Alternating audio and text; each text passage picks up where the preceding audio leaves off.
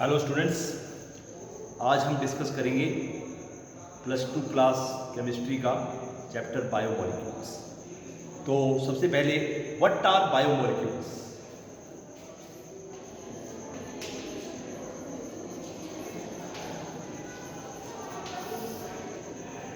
Biomolecules क्या है?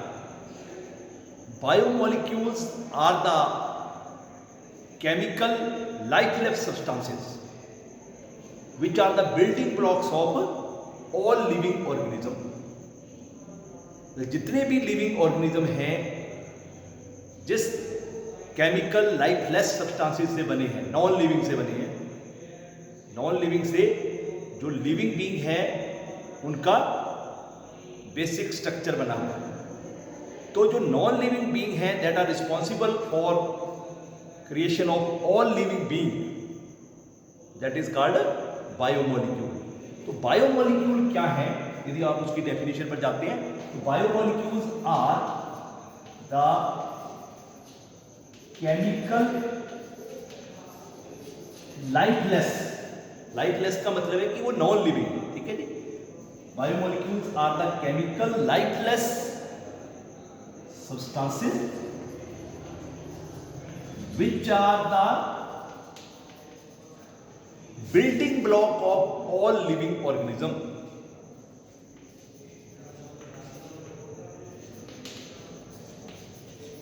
block of all living organism। अब ये जो भी लिविंग बीइंग है उनकी बॉडी भी बनाएंगे और they are also responsible for their growth, maintenance and reproduction. Growth उनकी, उसमें भी वो पार्टिसिपेट करेंगे, उनकी मेंटेनेंस बॉडी की, और उनकी रिप्रोडक्शन उसमें भी ये सहयोग करेंगे, हेल्प करेंगे। ठीक है। तो they are not only responsible for making the building block of these living beings but are responsible for growth, maintenance and reproduction। so they are also responsible for growth, maintenance and reproduction of all living being. अब आपको इस point से भी पर्दा हटाते हैं कि ये है क्या। जब हम इनका एग्जाम्पल देंगे तो आपको क्लियर होगा कि बायोमोलिक्यूल है क्या। तो इसके एग्जाम्पल है बायोमोलिक्यूल के कार्बोहाइड्रेट्स। आपने सभी ने कार्बोहाइड्रेट्स के बारे में सुना होगा। कार्बोहाइड्रेट्स, प्रोटीन्स, ठीक है, carbohydrate, proteins, vitamins, lipids, hormones, etc. These all are biomolecules।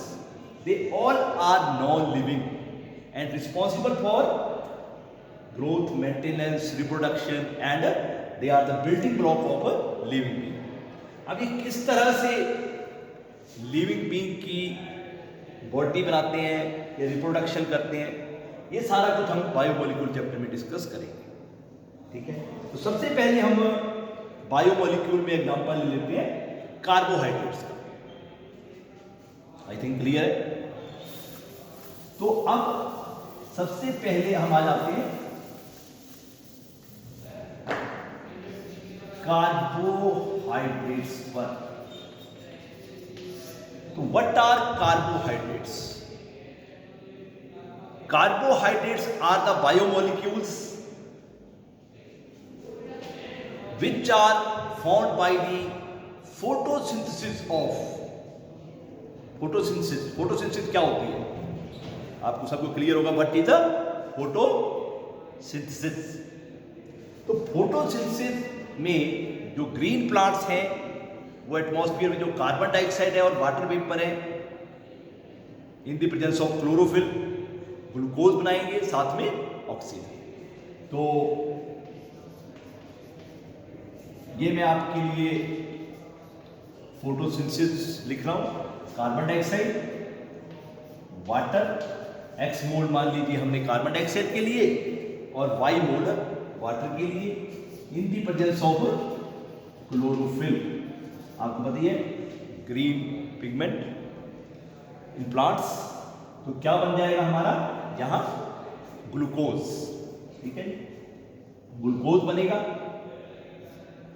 C6H2O, उसका जनरल फॉर्मूला है C6H2O, साथ में ऑक्सीजन। यदि मैं यहां 6X मॉलिक्यूल ले लूं, 6 water molecules in the presence of chlorophyll, तो आपके यहां C6, यहां भी 6, C6H2O6 प्लस 6O2, तो ये बन गया C6H12O6। That is the formula of glucose as you have read in 10th class. ये तो ग्लूकोज का फार्मूला तो हमने लोअर क्लासेस में पढ़ा है। ये जो फार्मूला मैंने लिखा ये कई बायो मॉलिक्यूल्स का है, जैसे ग्लूकोज, फ्रक्टोज। तो ये आपका मैंने एक एग्जांपल दिया कार्बोहाइड्रेट का, ग्लूकोज। तो कार्बोहाइड्रेट कैसे बनते हैं? By the help of photosynthesis. अब हम आ जाते हैं कार्बोहाइड्रेट की डेफिनेशन क्या है।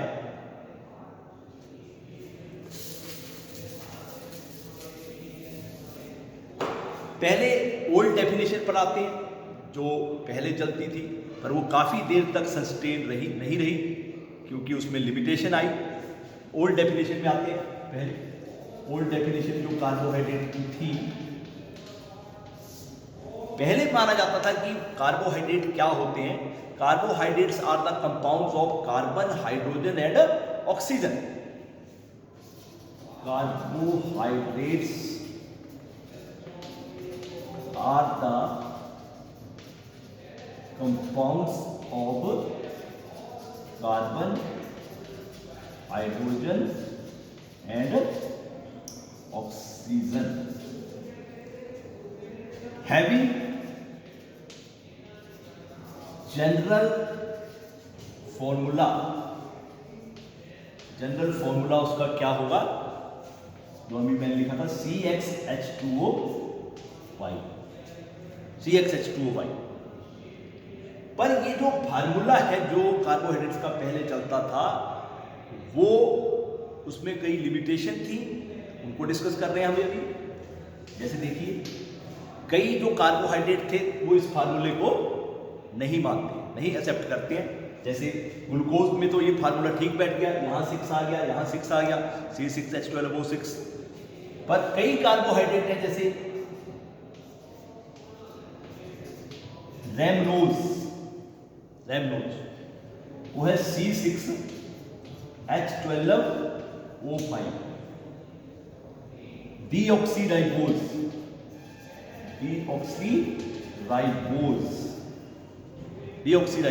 जो डीएनए में होता है, तो उसका फार्मूला है C5H10O4। तो यहां देखिए, यदि यहां मैं C6 भर दिया और H2O Y की जगह यदि मैं 5 भरता हूं, तो ये बन जाएगा C6H10O5 और यहां है C6H12। तो ये मतलब यहां 10 बन रहा है फार्मूले में और यहां क्या है 12, यहां एक्सेप्ट नहीं हुआ ये फार्मूला। उसी तरह से यहां भी है, यदि X में 5 लेता हूं C5H2O, यहां यदि मैं 4 ले लूं तो ये बनेगा C5H8 और O4 और यहां है आपका C5H10, यहां 8 आ गया। देखिए, तो बोलने का मतलब है कि ये फार्मूला कई जो आपके कार्बोहाइड्रेट हैं वो एक्सेप्ट नहीं करते हैं, और कई ऐसे ऑर्गेनिक कंपाउंड हैं जो कार्बोहाइड्रेट नहीं है, they do not give the properties of carbohydrate but they accept this formula. Carbohydrate इसको एक्सेप्ट नहीं कर रहे हैं कई, और जो कार्बोहाइड्रेट नहीं है वो इसको एक्सेप्ट कर रहे हैं। जैसे अभी मैं एग्जांपल दे रहा हूं, देखिए CH2O, यदि मैं यहां X1 और Y1 ले लूं, ठीक है, X1 Y1, तो ये C1H2O1, तो ये फार्मूला बन गया फॉर्मेल्डिहाइड, मिथेनल,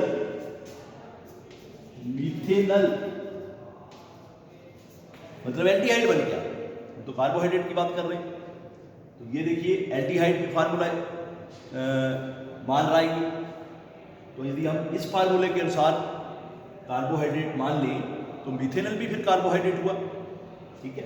तो वैसे ही एसिटिक एसिड CH3COOH, उसमें भी C2H4O2 है, C2H4O2। यहाँ यदि हम C2 ले लें और यहाँ भी 2 ले लें तो ये बन जाएगा C2H4O2।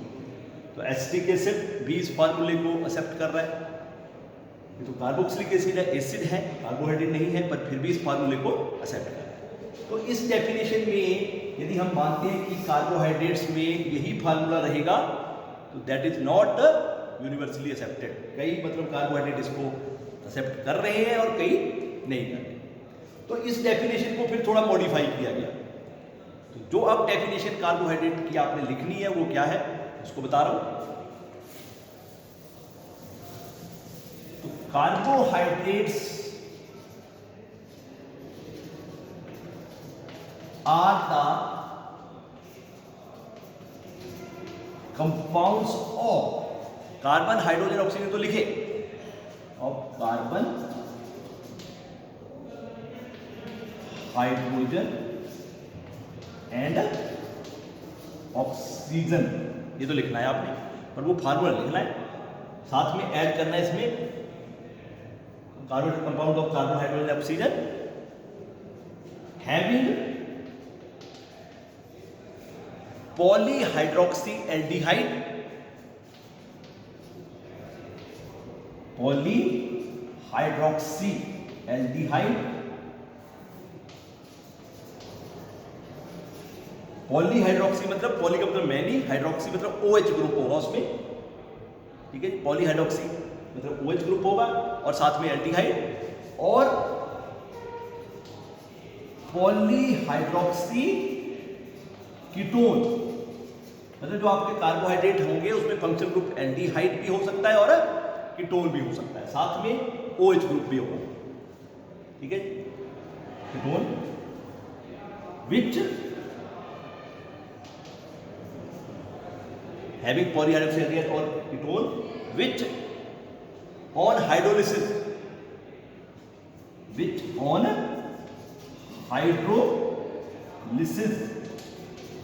give simple carbohydrates।